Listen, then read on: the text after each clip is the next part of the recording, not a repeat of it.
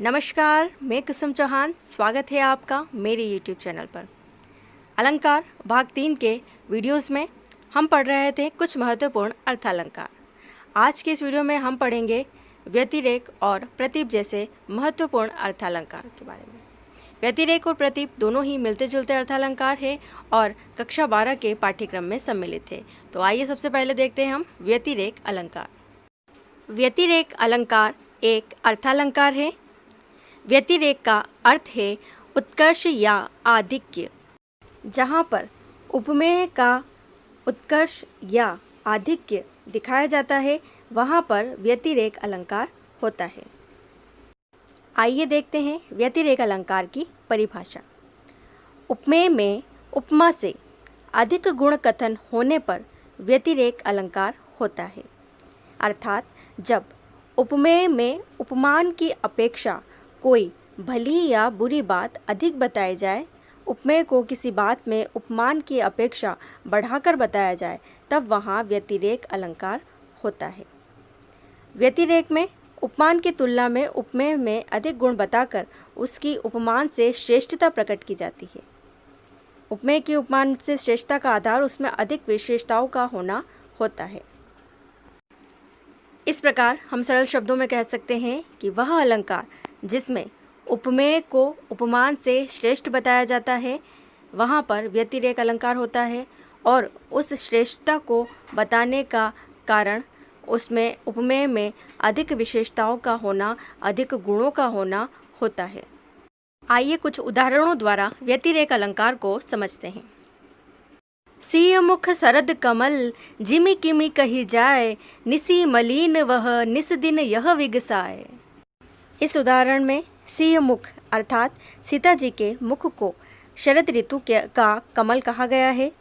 जिमि किमि कही जाए और उसकी जो विशेषता है उसको किस प्रकार कहा जाए।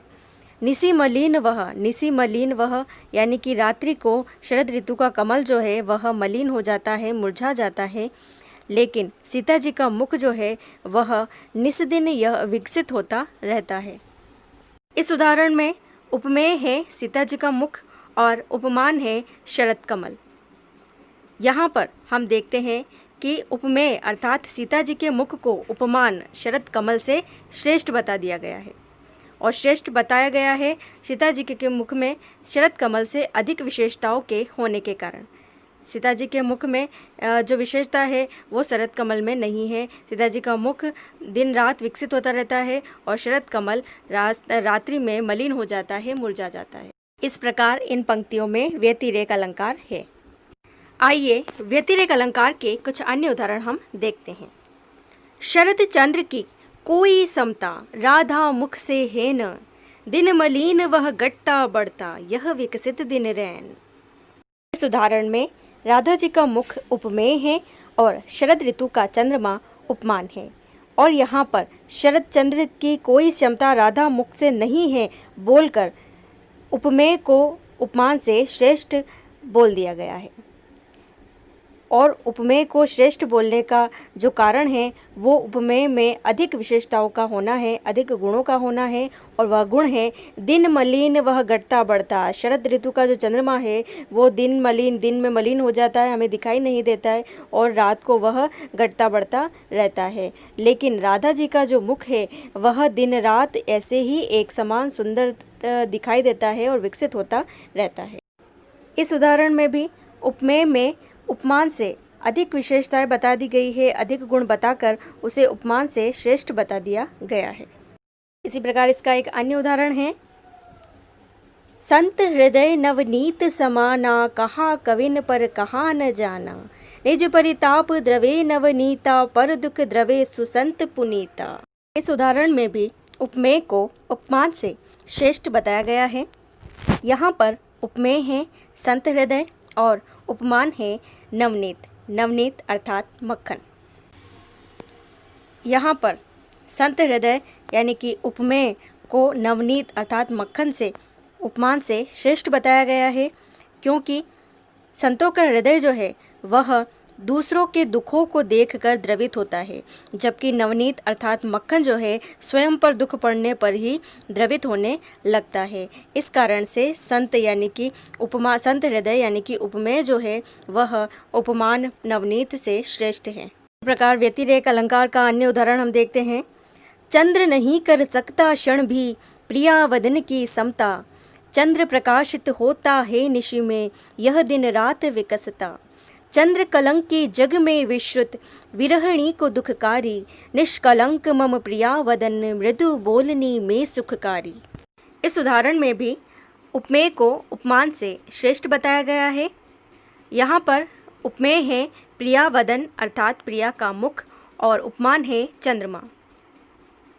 उपमेय अर्थात प्रिया के मुख में चंद्रमा से अधिक गुण होने के कारण, अधिक विशेषताएं होने के कारण वह उपमान से श्रेष्ठ है। चंद्र प्रकाशित होता है निशि में, चंद्रमा रात में प्रकाशित होता है, लेकिन प्रिया का मुख दिन रात विकसित होता रहता है, दिन रात प्रकाशित रहता है।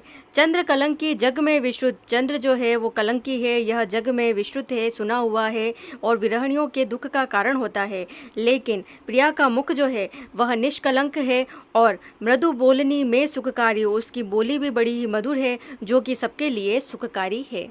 इस प्रकार इस उदाहरण में भी उपमेय में उपमान से अधिक विशेषताएं, अधिक गुण होने के कारण उपमेय को उपमान से श्रेष्ठ बताया गया है और इसमें व्यतिरेक अलंकार की सृष्टि हुई है।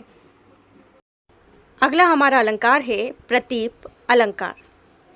प्रतीप अलंकार भी एक अर्थालंकार है और यह व्यतिरेक के समान ही है, किंतु इसमें व्यतिरेक से कुछ भिन्नताएं हैं। तो आइए देखते हैं प्रतीप अलंकार। प्रतीप शब्द का अर्थ होता है विपरीत अथवा उल्टा। आइए देखते हैं प्रतीप अलंकार की परिभाषा।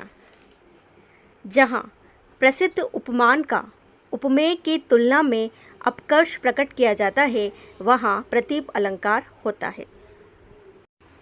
प्रतीप अलंकार में उपमेय की तुलना पर अधिक जोर होता है। जैसे चंद्रमा की कांति से सीता की मुख कांति अधिक मनोहर है, किंतु व्यतिरेक में उपमेय में उपमान से गुणों अथवा विशेषताओं को अधिक बताकर उपमेय को श्रेष्ठ सिद्ध किया जाता है। व्यतिरेक में तुलना का भाव नहीं होता और प्रतीप में तुलना का भाव होता है। व्यतिरेक और प्रतीप दोनों ही अलंकार एक समान हैं। इनमें उपमेय का उत्कर्ष दिखाया जाता है और उपमान को कम करके दिखाया जाता है, लेकिन इनमें जो अंतर है वो यह है कि व्यतिरेक अलंकार में उपमेय को श्रेष्ठ साबित करने का प्रयास किया जाता है अधिक गुण और अधिक विशेषताओं के कारण, जबकि प्रतीप अलंकार में उपमान को उपमेय से तुलनात्मक रूप से उपमान का अपकर्ष दिखाया जाता है। जैसे आकाश में चमकता चंद्रमा उस सुंदरी के मुख के समान है, कमल ही कोमल नहीं बाल कृष्ण के हाथ भी उसके समान कोमल है, वीर शिवा तुम्हारी कीर्ति चांदनी सी भी अधिक चमकीली है, नायिका के मुख की शोभा के रहते उस गांव में चंद्रमा की आवश्यकता नहीं। इन सभी पंक्तियों में प्रतीप अलंकार है, क्योंकि इन पंक्तियों में उपमान का अपकर्ष प्रकट किया गया है उपमेय से।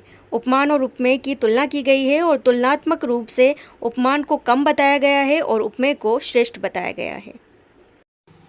आइए कुछ काव्य पंक्तियों के उदाहरण द्वारा इसे स्पष्ट करते हैं। मुख आलोकित जग करे कहो चंद्र के ही काम। यहाँ पर मुख अर्थात उपमेय द्वारा इस पूरे संसार के आलोकित होने, प्रकाशित होने की बात कही गई है और चंद्रमा का अपकर्ष करते हुए कहा गया है कि यह चंद्रमा किस काम का। इन पंक्तियों में साफ रूप से स्पष्ट हो रहा है कि यहाँ पर उपमान को नीचा दिखाने का प्रयास किया गया है कि चंद्रमा तो किसी काम का नहीं है, मुख से ही यह संसार आलोकित हो रहा है, प्रकाशित हो रहा है। इस प्रकार हम इस उदाहरण में देखते हैं कि उपमान और उपमेय की तुलना करते हुए उपमान का अपकर्ष किया जा रहा है, उसे नीचा दिखाया जा रहा है। इस कारण से इन पंक्तियों में प्रतीप अलंकार है। प्रतीप अलंकार का एक अन्य उदाहरण हम देखते हैं। उतरी नहाए जमुन जल जो शरीर समश्याम। इन पंक्तियों में उपमेय यानी कि मनुष्य का शरीर और जमुना का जल, यमुना नदी का जल यानी कि उपमान को उपमेय से कम बताया गया है और उसको नीचा दिखाने का प्रयास किया गया है। इस कारण से इन पंक्तियों में भी प्रतीप अलंकार है। इसी प्रकार बहुरी विचार कीन्ही मन माही, सीय वदन सम हिम कर नाही। इन पंक्तियों में सीता जी का मुख उपमेय है और हिमकर अर्थात चंद्रमा यहाँ पर उपमान है। अब यहाँ पर कवि कह रहा है कि मैंने मन में बहुत विचार किया, लेकिन सीता जी के मुख के समान चंद्रमा नहीं है, यानी कि यहाँ पर भी उपमान को उपमेय से नीचा दिखाया गया है, उसको कम बताया गया है। अतः इन पंक्तियों में भी प्रतीप अलंकार है। इसी प्रकार प्रतीप अलंकार का अन्य उदाहरण है, सिय मुख समता किमी करे, चंद्र बापुरो रंक। इस उदाहरण में सीता जी का मुख उपमेय है और चंद्रमा उपमान है। यहाँ पर चंद्रमा को बापुरो अर्थात बेचारा कहकर उपमान का अपकर्ष किया गया है। इस कारण से इन पंक्तियों में प्रतीप अलंकार है। इस प्रकार हम देखते हैं, जहाँ पर उपमान का अपकर्ष किया जाता है वहाँ प्रतीप अलंकार होता है, और जहाँ पर उपमेय को उपमान से श्रेष्ठ अधिक गुण कथन के कारण बताया जाता है वहाँ पर व्यतिरेक अलंकार होता है।